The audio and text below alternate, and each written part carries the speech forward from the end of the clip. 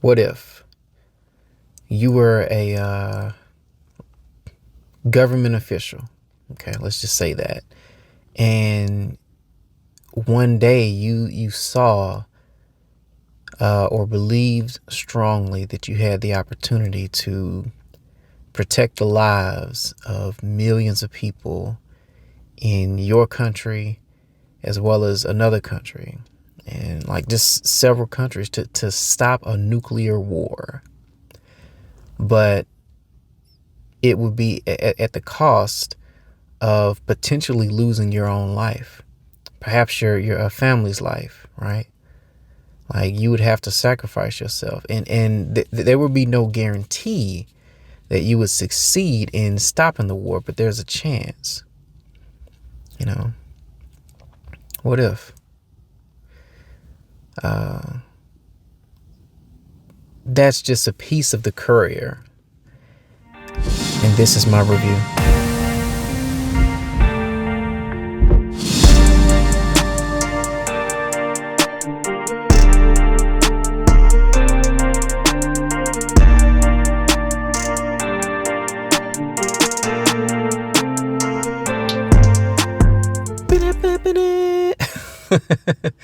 What's going on? What up, people? So I just saw the movie The Courier. I went into it blindly for the most part. I mean, I had never heard of this movie until today. I just looked at my AMC app and was like, okay, what's at the theaters today, since this is like the last day to go see something in the theaters because of other reasons that aren't important. And I came across this movie, and it was this or Raya and the Last Dragon or something like that. So I saw this. Anyway, not important. This movie is basically about a guy. He's like a salesman or whatever, and he's basically put in a position where he can stop a war. You know, and sorry about that. For plenty of reasons, he's hesitant to do it, right? He has a family. He doesn't want to ruin things with his wife, blah, blah, blah. But he finally goes through with it. And it ends up being something that he finds his own like unique responsibility. Like he knows that he is the only person that can do this, that he has to do it, right? Like, he would regret it for the rest of his life. And like millions of people's lives would be lost to the ego or responsibility to maintain strength instead of, like appearing weak of these leaders of nations. You know what I'm saying? Like, hey, we got to block this. It don't matter. Like, we can't look like some pussies. You know what I'm saying? So on and so forth. So he's just put in a position where he's working with this other guy that's in this Russian government official that's over there trying to feed information to the U.S. and so on and so forth. Now, this movie was really good toward the end, but kind of slow at first. And I don't know if it was if it was because I was half asleep at first, and then I woke up at some point, and I was like, oh yeah, I know what's going on. Shit, it really didn't feel like it was a lot happening. Like once you got past like a certain point, it was just like standard shit that felt like it didn't matter. Like it was just like filling time to drive home the point or something. I didn't care about any of it.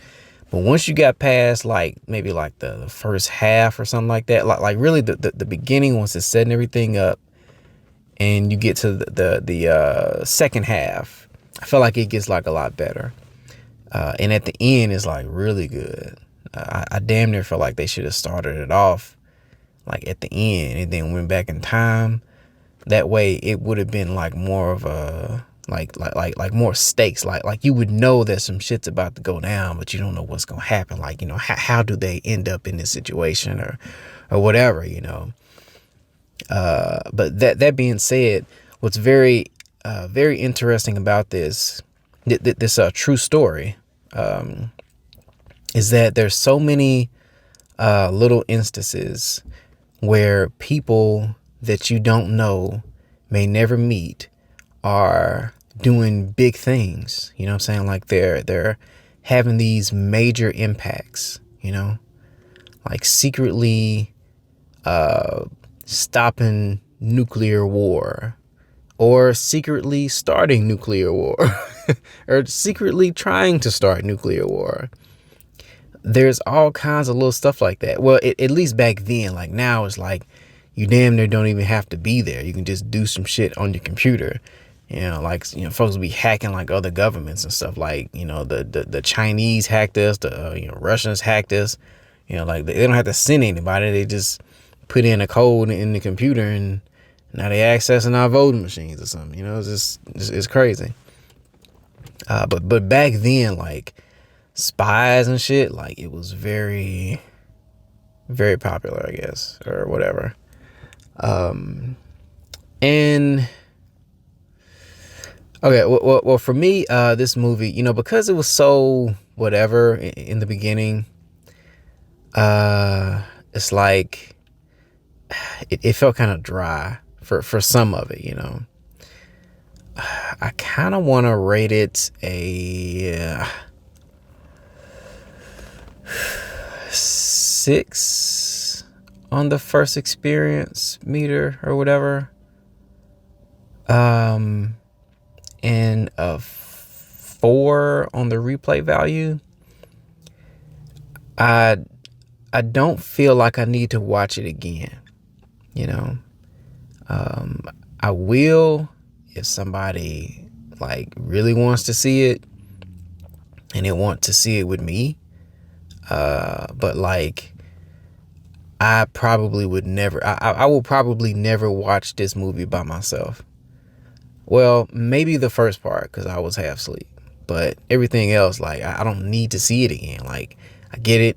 He was a spy. He did some dope shit. I'm very grateful.